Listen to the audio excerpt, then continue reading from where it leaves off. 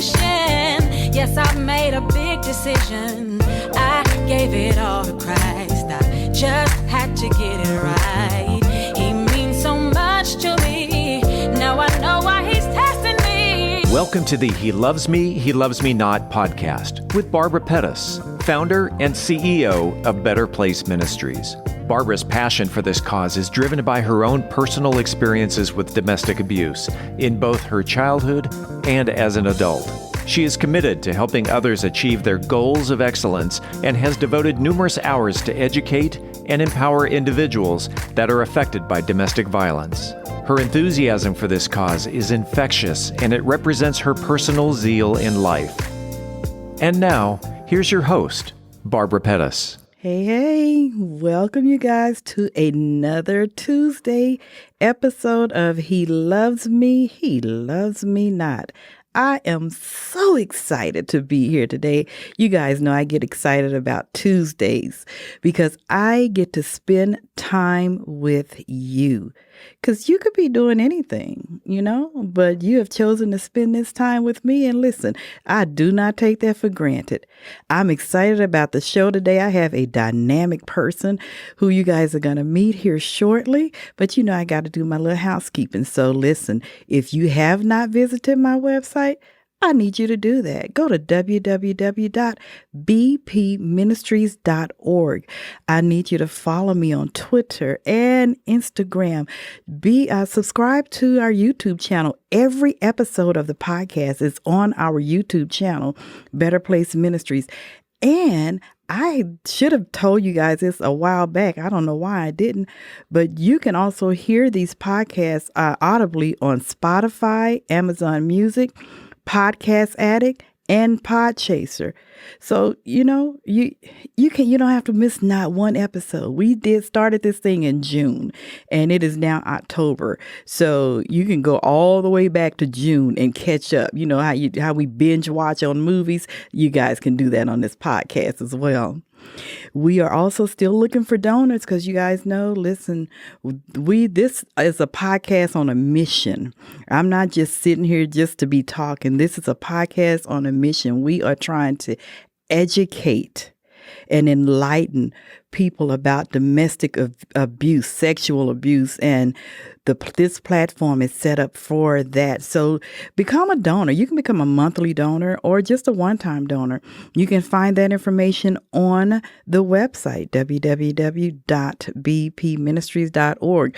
We're gearing up for next year, so please contribute. All the funds that are coming into the ministry, into the nonprofit, is tax deductible. So, I'm going to thank you in advance. And you guys also know that I'm wanting to have a safe house. So you can help us with that as well, though your donations will help with that as well. I want to have a safe house to house some women and children. And all of these podcasts that you have seen since June up until today and will throughout the rest of the year has been made possible by the philanthropic efforts of Victoria Grace Media. We want you to know, Victoria Grace Media, how much we appreciate you for your contributions. You guys know that we also give a monthly gift away. We have a donor that gives gifts that we can give away every month. That's nothing but the grace of God.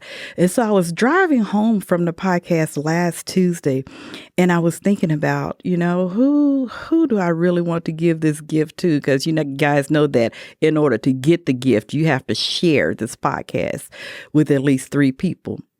And I was driving home and I thought, I want to give this September's gift to Steve. No way. I want to give it to you, Steve. You guys, Steve is the owner of Podcast Mansfield.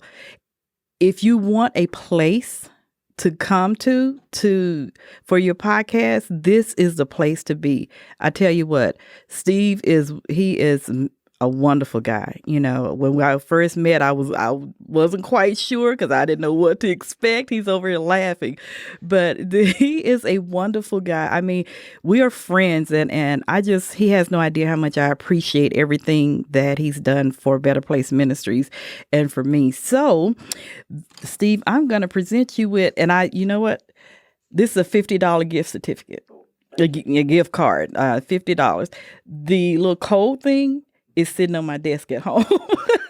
I thought about that when I was around the corner. I'm like, oh, shoot. So when I get home, I will text you what you need to activate this card. But this is for you. I just wanted to let you know how much I appreciate everything that you have done. When you find somebody that believes in what you're doing, supports what you're doing, you have to let them know. I believe in giving people their flowers while they're here. I don't want to be crying over folk when they don't know I'm crying over them. So thank you. Thank you. All right. So my guest today is Miss Shondell Wilhite. Yes, indeed. She is an author, a speaker, a coach, and radio talk show host here in Dallas, Texas. And I had the privilege to be on her show, I think probably about a couple of years ago now, I believe. Yeah, a couple of years ago. But Shondell is a published author, speaker, coach, and domestic and sexual abuse advocate. She is a member of We Are Survivors nonprofit foundation and the African American Domestic Violence Council. We both serve on that council. Shondell has worked for Fortune 500 companies and is now the host of her own radio talk show, Shine with Shondell. Shondell has been featured in Vogue Dallas magazine, I have too, and in over 40 news outlets, Press Telegram, The One and Daily Times Leader that's just a few of the outlets that she has been featured in. She has also been featured as an artist in several Mike G entertainment events and was an actress, in David Moore's production of Scared for Life. Shondell's first book, The Reality Behind the Illusion, was nominated in 2018 for a Christian Literary Award and 2 India Author Legacy Awards in 2019. That's awesome. She is also a co-author in the bestseller We Are Survivors Visual Empowerment Journal. Both can be purchased on Amazon.com and sold internationally. Her advocacy for sexual and domestic abuse is very dear to her because she is a survivor and is determined to make a difference in the lives of others. Shondell, welcome to He Loves Me, He Loves Me Not. I am so excited about this interview because, we see each other at the African American meetings that we have, but we don't really get a chance to just really talk. So I'm excited about this. How are you today? I am super excited about being here tonight. We've talked a little bit briefly today, and so you know how I am. I'm just all giddied up for this interview and ready to just talk about this thing called domestic violence. Yes, indeed. Yes, indeed. So we're going to go ahead and jump right on in. So I want to start out. I always start out, especially if I have a guest who is a survivor of abuse. So I want to start out with that part of your journey and of your life. I wanted you to tell our listening audience about your journey through abuse. How you coped, when you got out, what made you get out, and the whole 9 yards. So I'm gonna be quiet so you can talk. All right. Well, first off, I just want to thank you for this opportunity, for allowing me to be a guest on your show. And so just to tell a bit about my story, I was just a little girl growing up in a household of abuse. And so that's pretty much all I knew. That's all I saw. My mom and stepdad fought a lot. So with me just growing up in a household of abuse, I just figured that's just how you love a person. And so that's pretty much what I dealt with all my life. When I was just 11 years old, it was like I was looking for something. Yeah. And even though I had both my biological dad and stepdad, which I met my biological dad at 9, it was still like I was missing something in my life as far as just that love, affection, somebody telling me I love you, just, holding me in their arms or whatever that situation was that I felt like I needed at the time. And so I went searching, and not necessarily searching, but there was this guy. Mm-hmm. He was in junior high, and I don't know about you growing up. When I was growing up, we girls they looked a lot older than what they were. And so I was one of those girls that looked a lot older than what I was. And so anyway, met this guy, and he became my boyfriend. And so he was like the first guy that I ever had sex with, right? At 11. Oh, wow. At 11. And so I think at that point, that's when. Wait a minute. I need you to press pause right there. Yeah. Yeah. So 11. What made you do that at 11? I mean, I was raped at 15. So what was it? The atmosphere that you're in that? I think just for me, because there wasn't any talk about, sex in the house and that kind of thing. So I pretty much just found out what I found out about sex, how I found out about it, Gotcha. Which was that particular experience. I just felt like if you had a boyfriend, you're supposed to have sex with him, whatever that meant. Gotcha. And so my experience with it was just like, it was awkward, it was weird, it was uncomfortable. And right afterwards, I just ran home, and, my body just started having all of these different changes. Mm-hmm. And I think that when we are so young like that, and we experience things that we're not necessarily ready for, then it puts us in a different state of mind. And so at that point, I just felt like this is what love is. This is what makes me feel like I'm loved. The person tells me they love me, they like me, or whatever. And so I just became this very promiscuous young girl. Okay. And I was getting all this love from guys that were even much, much older, even from an educator where I went to school when I got to junior high. Now the educator, he and I never had sex, but he was doing things to me that were very inappropriate for an educator. Gotcha. Right. Gotcha. And I just think that with all of that happening, in that very perverted kind of way, because these guys were like, I was like 12 years old, 13 this time. And these guys were like high school or even adult men in the area that I grew up in, that, all of these things. And I thought, with me consenting to it, that, maybe I was to blame of, all of the stuff that was happening to me with these guys. But once I got older, of course, I realized this is not right. But anyway, I met my first abuser in high school. And he and I never really dated, but that was the first guy that ever put his hands on me. And I happened to have a daughter by him. The second abuser I stayed with for 7 years.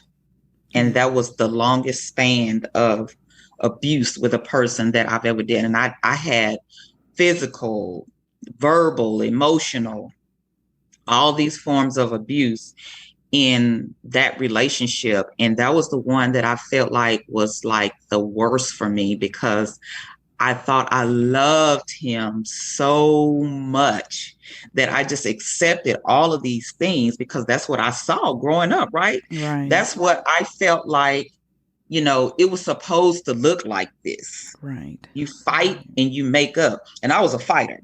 Mm-hmm. So if you hit me, I'm gonna hit you back. Right. Kind of thing.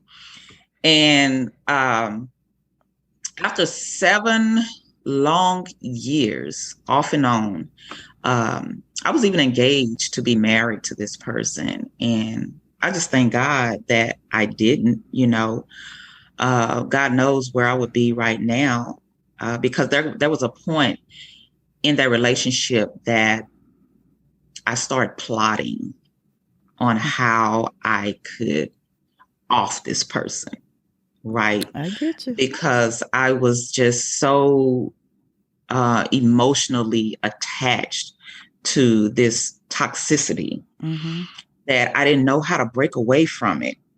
And I would just keep going back. And in my first book, The Reality Behind the Illusion, I talk about that 7-year span, because for me, what that 7 meant in writing this was completion. I was able to actually get out of that situation. And I just felt like, everything happened the way it did for a reason, because I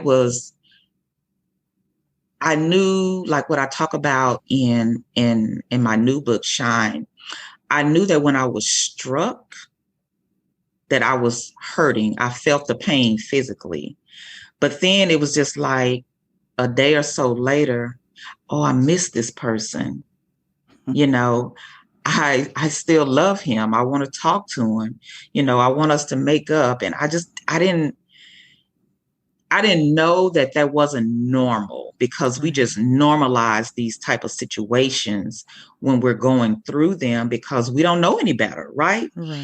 And I didn't know anything about the word domestic violence. I had no clue what that was. And so for the longest time, I just accepted being treated bad, being mistreated. And of course, there wasn't all these bad times. We had a lot of good times. So during our little honeymoon phase, we would have a really good time. But then it was just the cycle that would continue to go on and on and on and on. But that's what we say, when it's good, it's good. When it's good. bad, it's bad. And one thing that I was thinking about as you were talking was that that is why it's so important for us to talk to our daughters when they are young. To talk to them. I mean, none of this fairy tale type talk, real talk. Yeah. We need to just, my dad always say, keep it real. And we just need to keep it real with our young daughters, so they will know, that they don't have to tolerate this stuff. And they will know that you don't have to give your body to a dude just because he tells you you're cute, or just because he says he like you. Yeah, he has an agenda. So he's going to tell you whatever he wants to tell you, or feels like you need to hear to accomplish his agenda. Absolutely. My mom used to always say, they just want one thing. And I just didn't understand that, and that's basically what she would just always say. They just want one thing. They just want one thing. And I'm like thinking to myself, but that one thing is what makes them love me. So, I had this warped sense of what love really is. Right. And I'm still figuring it out. You and me both, honey. You and me both.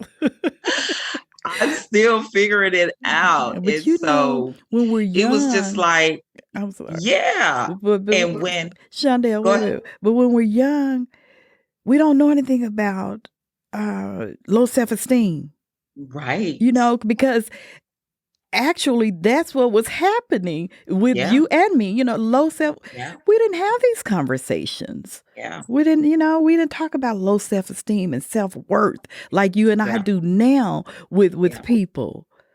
Jeez. And it's funny you say that, because my mom and I, we have a beautiful relationship now. And, Okay. we're having those kind of conversations now. And Yeah. she was like, I had low self-esteem and, I felt this way. I didn't think I was a good mom and this and that. She had all of these opinions about herself to where it's like, when I really think about it, it's like, how do you actually? And then even with my own, I've heard my own say that, she didn't like herself and as beautiful as she is. And I'm just like, how is that? But Right. how do you teach a daughter to have high self-esteem when you don't have it Yeah. yourself? Oh, girl. Now that'll preach. You know what Yes. I'm saying? Yes. So it was still like that cycle that Yes. kept going and going. And so, as time went by, that wasn't the only relationship that I had that was abusive. Mm-hmm.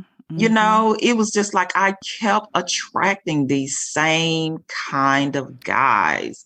And I was like, I must have a stamp on my forehead that says, Get with hey, her. Yes. yeah, Yeah. I you can had that treat her sign too. however you want to treat her, and it's gonna be okay. Mm-hmm. You Yeah. know what I'm saying? Yeah. And so it just all, I was raped myself. I heard you mention that you were raped at 15, Mm-hmm. and I was raped in my home as an adult, and it was hard for me to just even cope with life. Yeah. After that, just being violated in my own home and somebody coming in on me. And to this day, I still don't even know what that person looks like. I don't even know what he looks like. And so it was just like, just a scary situation. Yeah. And it took a lot for me to get back to my normal self, whatever that was. You know what I'm saying? And so I just think that when we have been subjected to domestic violence, that sexual abuse comes with that as well, So let me whether it's ask first you. or second. So let me ask you, because I said I was raped at 15. I was also raped in my apartment as an adult as well. So let me ask you this question. Do you have trust issues? Because I do. Do you have trust issues? Oh, absolutely. Okay. Okay. Absolutely. I have it so bad that I just stopped dating. Yep. I just stopped dating. Yeah. And it took me practically all my life to realize that, well, you know what? You've been blaming everybody else for everything that's wrong with you, but you're not just taking a good look at yourself. And it wasn't until just a few years ago when I started writing this book that I was able to realize that. I became like self-aware that, girl, you have a problem and you need to do something about it. I mean, because, who wants to walk around with black eyes and, being just dragged on the concrete and pushed in the walls and, all of this kind of stuff. Who wants that? And who wants to be molested by their brother? And, all of these things, like, what's wrong with you? But now, see, and I get what you're saying. And I get the fact that we have to look in the mirror and do a self-evaluation on ourselves. But we as women have a tendency to blame ourselves for it all. It's not all our fault. Now, yeah, we played a part in it because the red flags were there. We just wanted to be loved.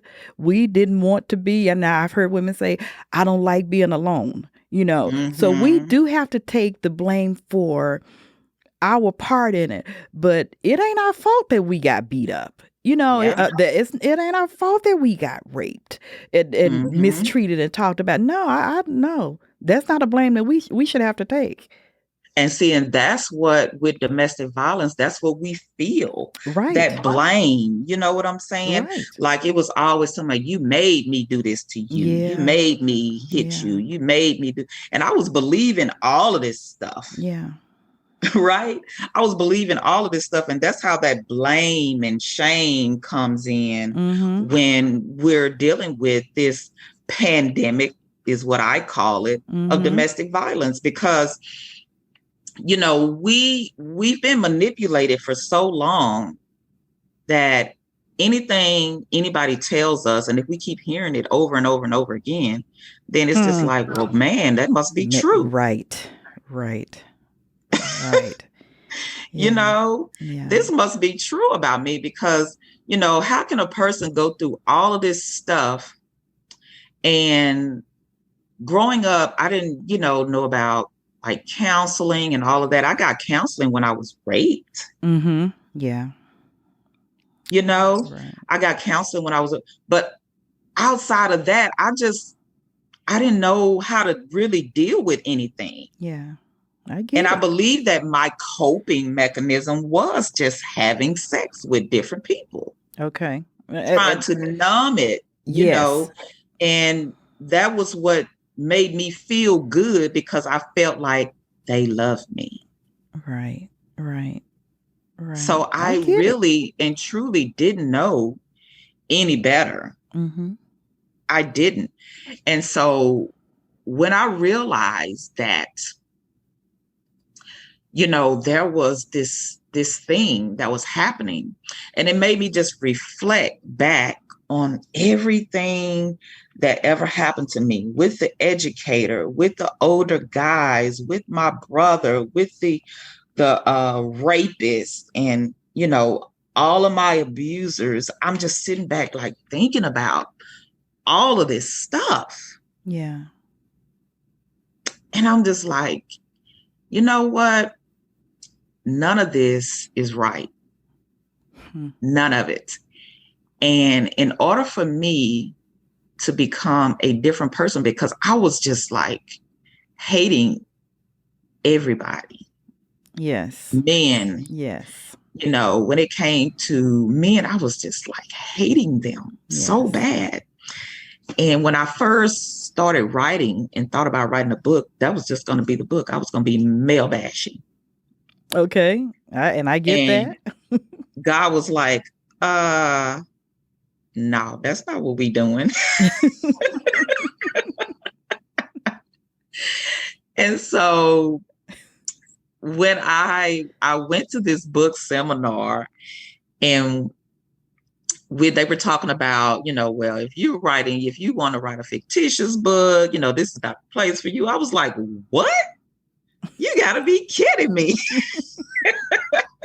So they was like, yeah, these are books that, we can market, or that, you could tell a story, or, about business and this and that. And so I went home that night, and I hope you can hear me, because this thing is telling me my internet is unstable. No, we hear you. I went home that night, and that's when God just revealed to me that I need to tell my story. Yeah.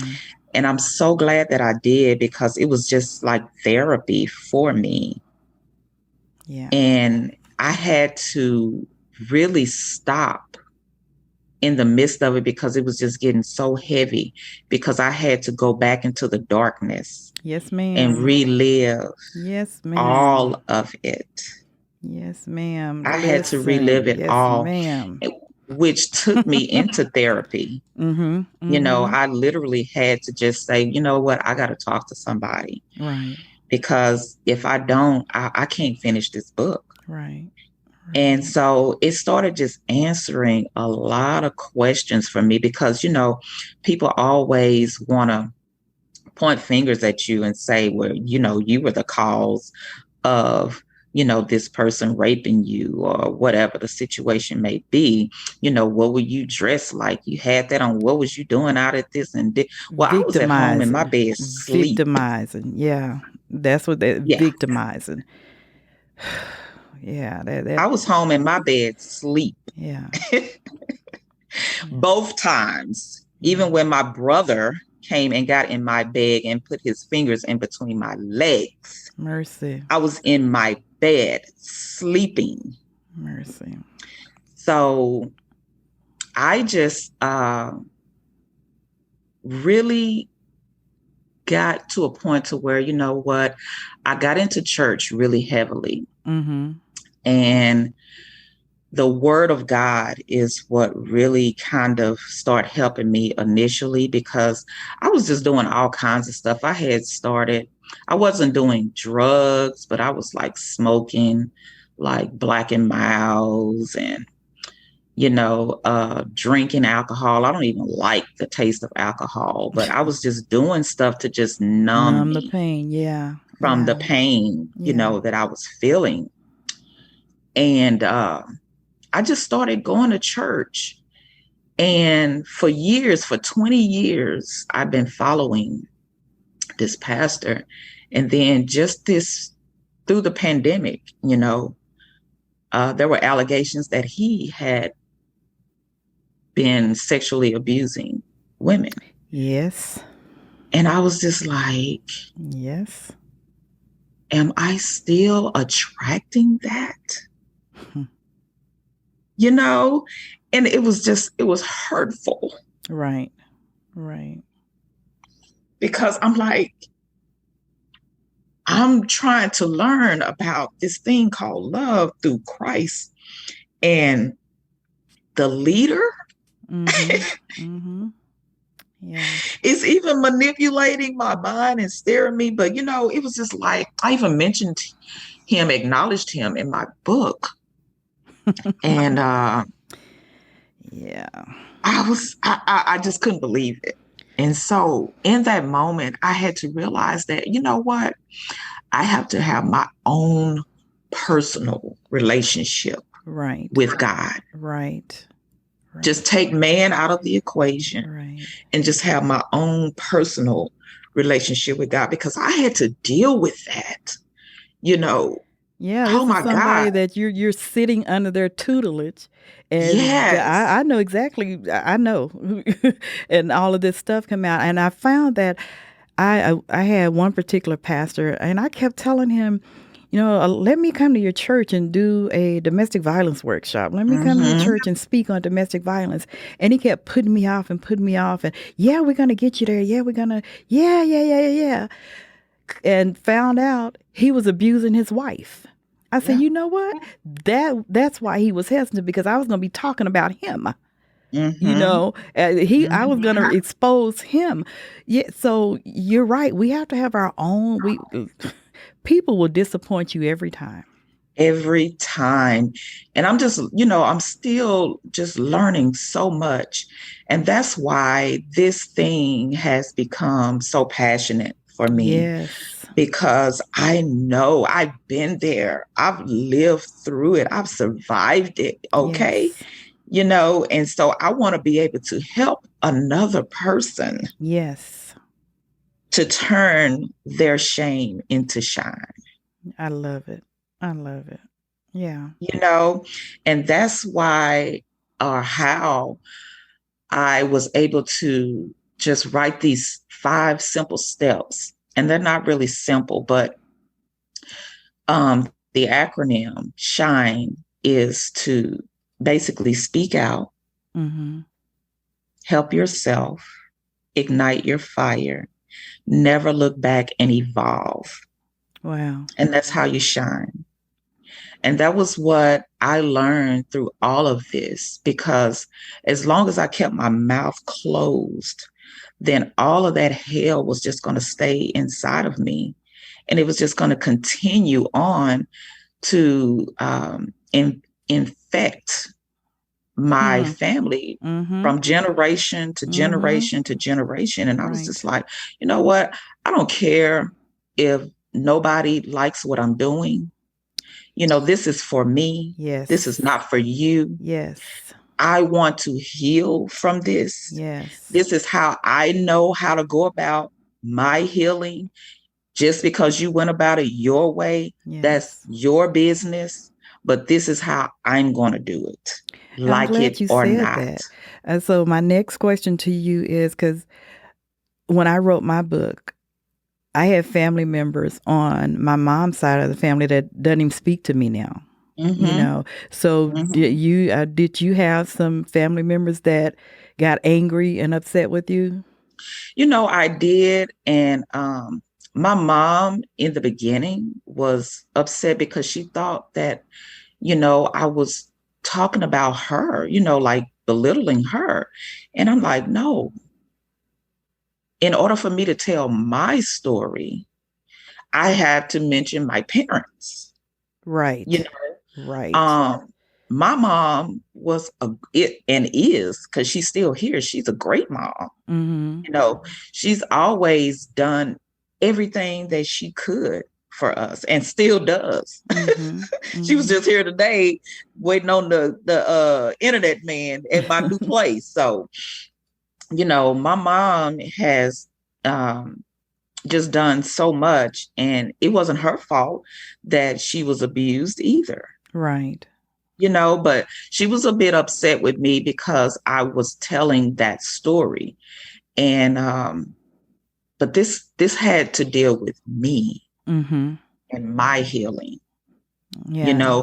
and I'm glad that we were able to just really talk about it to where she could at least understand, Right. my perspective and my point of view and why I did what I did, because I didn't like the abuse. I didn't like going through life loving like that. Because that ain't This is love. love. This That is love. If that's love, I don't want nothing to Oh, do with it. And I do not people don't want it. understand that we do this stuff for us. Like your book was for you, my book was for me, for my healing. And it took Yeah. me, like you said, it took me a long time to finish it because I had to walk back down those dark roads. Yeah. And my book is not even that thick, but I had to walk through some dark places. Hmm. And what's in my book is still not all of the stories. You know? Exactly. So Exactly. what we that's therapy and healing for us. Hmm. I'm sorry if you get offended behind it. I'm Yeah. sorry if you get angry, but it has nothing to do with you. Right. It Right. has absolute, and people don't, our family members, let me say that, Hmm. not people, our family members don't get that. But hey, I love you anyway. And that was really the um, only person that I could say that it really would have affected me Mm-hmm. if the relationship would have went left. Okay. I think just with everybody else, I thought about it and I was just like, I could care less if you don't want to be in my life anymore. Right. Right. Right. You know what I'm saying? Right. And I still feel that way. Um, because if you can't understand why I did what I did Right. for my healing, then you don't deserve to be in my life. Mm-hmm. Mm-hmm. And that's just the way I felt about it. And it was just, it was so eye-opening that so many of my family members just came to me and started sharing their stories of abuse that I would have never imagined. Wow. And just being silent, Right. just holding all of that in and not talking about it. And, I was just like, my aunts, cousins, and, a lot of people that just fell in my inbox. And I was like, what? My dance community. I mean, everybody was just like reaching out to me like, oh my God, my story is similar, this happened to me. And so in that moment, I knew Yeah. that I had done the right thing. Yeah. Yeah. Yeah. Our advocacy empowers other women to Yeah, gain the strength that they need to tell their stories. absolutely. That's why I don't mind sharing, because somebody's going to hear it and that's going to encourage them and give them the Yeah. strength to say, well, that happened to me. And I want to speak up out too. Just like, a lot of people got upset with the, what was it? The Me Too movement. Yeah. But I got it. I got that. I'm like, hey, it's never too late to speak out. Never too late. It's never too late. One lady that is a part of our support group that we have on Facebook, and it's for women only, is Healing Support After Domestic Violence. If you are a lady, a woman with woman parts, you can join this group. It's Healing Support After Domestic Violence, that's on Facebook. But one lady that's in the group, she'd been married 40 plus years and left after 40 years. Wow. Yes. So it's never too late. That's right. The only time it's too late is when you just exactly. Just again keeping it real. Exactly. Yeah. I appreciate what you do, because when I see you come on Facebook and you're talking, I tune in because I want to hear what you have to say. So I appreciate what you do, and you, when you're talking, you get emotional. Oh yeah. And always. Teresa, the one with we share mutual friends. Yes. She called me the crying talk show host. So that sounds like Teresa. But I do. I really appreciate everything that you do. I appreciate, when you sometimes you say, I'm popping on for a few minutes, and you give these little nuggets, and that I really, really do like that. And I really do, because advocacy is not something that you can just do. You got to have a certain wherewithal and a certain strength to do it. You can't just leave a abusive situation Monday and decide, well, I'm gonna advocate Tuesday. No, it's a journey. Advocacy is a journey. Yeah. That's not how it works. Right. So before we run out of time, I want you to tell people about your talk show, and what you do there. Okay, well, I actually ended it live yesterday. That was my farewell show. But the talk show is Shine with Shondell, and you can now watch it on demand. Hey, yes, you can watch it. Awesome. Yeah, and you can even see yourself on demand on Pandora, the Intentional Talk Network itself. So you can find it on Spotify, Stitcher. Mm-hmm. I'm a Pandora girl, so I like to listen to them on Pandora. But whatever platform you listen to your podcast, you can tune in to Shine with Shondell, and it should come right up for you. Shine with Shondell was a platform that I did live for 2 years on the Intentional Talk Radio Network. And basically what it does is just shine light on domestic violence and brings awareness, education and resources to individuals that have been impacted by domestic violence or know of someone that has been impacted by domestic violence. So I would have guests that would come on, share their stories, and talk about how they're thriving now in what they've experienced, they've overcome, and now they are, thriving in their businesses, organizations, or just in life, period. And that's what the podcast was all about. So like I say, you can catch it on demand now on all of those platforms. I love it. I'm so happy for you. I love it. Now tell people about the new book. Now the new book is Shine. I got all this stuff stuffed up in here. Shine is basically what I talked about, the acronym: speak out, help yourself, ignite your fire, never look back, and evolve. And it's taking back control after domestic abuse, because we all know that domestic violence is mainly about power and control. Right. And so these are steps for you to take back your power, take back your control over your entire life. And I just break it down in this book based on my experiences, how I went from victimization to what I consider victorious. I just really want people to know that you don't have to stay in those situations. Right. I know that each situation is very unique to the individual, but it's like, what are you going to choose to do for the rest of your life? Right. Are you going to choose to stay with this person and continue to live this life of misery and toxicity?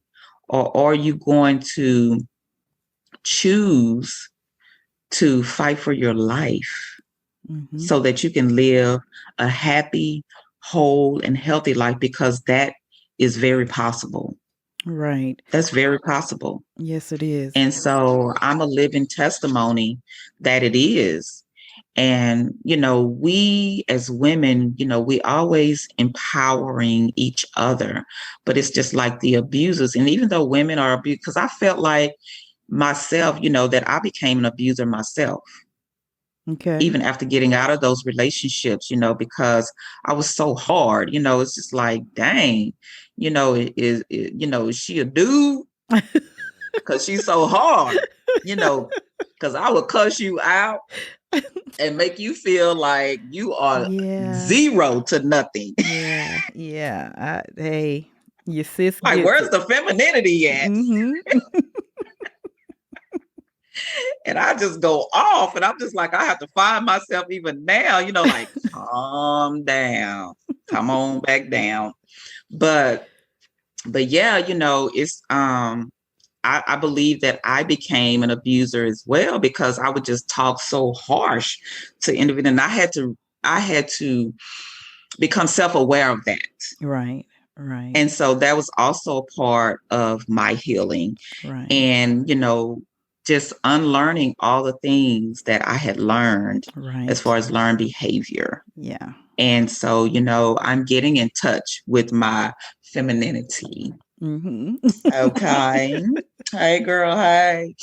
And so, it's just been a joy. I love to smile. I like to be happy. I like to make people laugh, because for so long, oh my God, yeah, I wasn't a happy person. Did you walk around with these masks on like I did? Yes. And faking and shaking. I was laughing at you talking about you curse people out, because my second husband, he passed away of kidney failure. But I remember one time he told my grandmother, Barbara cursed me out so bad, I'm never going to curse again. And because I would, and that's just the way we. Yes. That's just we develop those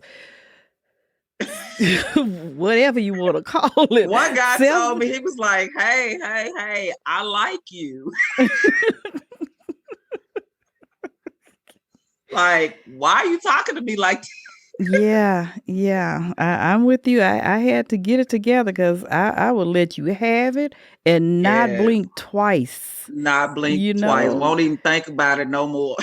Be ready to punch you in your face. I have to, and I really did. It's something, because even with my grandbabies and just, everybody that I have relationships with, I have to be careful about that. Even when I left my job. I left corporate back in 2018, and I found myself just going off on like one of my coworkers. I'm like, oh my God, this place is toxic. I've got to get out of here. You know what I'm saying? People like, girl, you crazy. You left your job. What are you doing? And I'm just like, look, if it's not healthy, I am out of there. It's nothing like peace of mind. It's nothing like peace of mind. And that's with everything. You speak out with what you want about everything. You understand what I'm saying? Yes. Whether it comes to domestic violence, whether it just comes to your life in general, it ain't even got to be anybody that you're having an intimate partner relationship with. It's just anything that is toxic in your life. Right. You speak out about it. You talk about it. I had to go to HR or whatever, I spoke out that I wanted to move and live downtown, and I wanted to do this and this, and I had to uproot in order to be able to do that. So now guess what? I'm where I want to be. Yes. As far as my living is concerned. Right. Okay. Right. But, there's so much more in life that I still want to do. And I speak about it, and then don't just speak about it. You got to put action behind it. Right. Don't just speak about it, be about it. You know what I'm saying? Exactly. And so, it's just like, there's so much that I'm gaining now. And then like my circle of people that I'm around, it's just like a different group of people. Like, wow, where y'all been all my life? Oh my God. It has to be. It has to be. Well, listen, this time goes by so fast. It goes by so fast. But I want to backtrack real quick. We have maybe 5 minutes. I want to backtrack real quick to, you mentioned one of your abusers was your brother. Did you tell anybody? Not for a long time. My mother was the first person that I told about what he did. And I felt like I couldn't tell anybody because, they praised him so much. Oh, he could never do that. Because he was always doing it. He was always doing it. He was always in and out of prison. He's in prison right now. You know what I'm saying? So he was also, I just felt like if I told anybody in the family that, they would be looking at me crazy and, talking bad about me, like why she lying on him and this, that, and the other. So I never said anything about it. So when I told it, I told it in the book, but I didn't even mention it was my brother. I just when I talk about it live, I mention it's him, but I just said it was a close relative. Right. And he's done it to another family member. Wow. Well, listen, I wish I could just stop time when I'm doing these shows. Yeah. But you guys, I want you to follow Shondell on her social media sites because she's a phenomenal woman, and she has fantastic information that she can share with you. And when you see her on Facebook doing lives, take time to listen to what she has to say because she really is a dynamic person. Shondell, thank you so much. Don't go anywhere. Stay tuned. All right. So listen, if you guys know of anybody that is going through domestic violence, if you are going through, and it's not physical, it's not just physical. It's not just physical. If it's emotional, verbal, sexual, financial, spiritual, whatever it is, it's abuse. If you don't know if you think that I'm not really sure, call us. We'll tell you if you're going through it or not. Let us know. We'll help you out. But if you know somebody that's going through it, call 911. Go to the domestic violence hotline. There is help available. The domestic violence hotline is 1-800-799-7233. There's an organization called Love is Respect. Their number is 866-331-9474. If you have legal questions that you're not sure about, womenslaw.org, go on their site. We have local facilities that stand willing and ready to help. The Family Place, 214-941-1991. Genesis Women's Shelter, 214-946-4357. One Safe Place, Tarrant County, 817-916-4323. Safe Haven of Tarrant County, 877-701-7233. I want you to know that what we do is a purpose. We're on a mission. We are women on a mission. And we will do it if we have to be a committee of one. And if nobody's told you today, I love you and be blessed. I just came to testify today to let you know that no matter where you are and no matter where you've been, that God can change you because he changed me. This is my testimony. There's been a change in me, a wonderful change in me. There's been a change in me, a marvelous change in me. Listen, I'm not perfect, I've made mistakes, many regrets from some very dark days. But when I open my heart to you,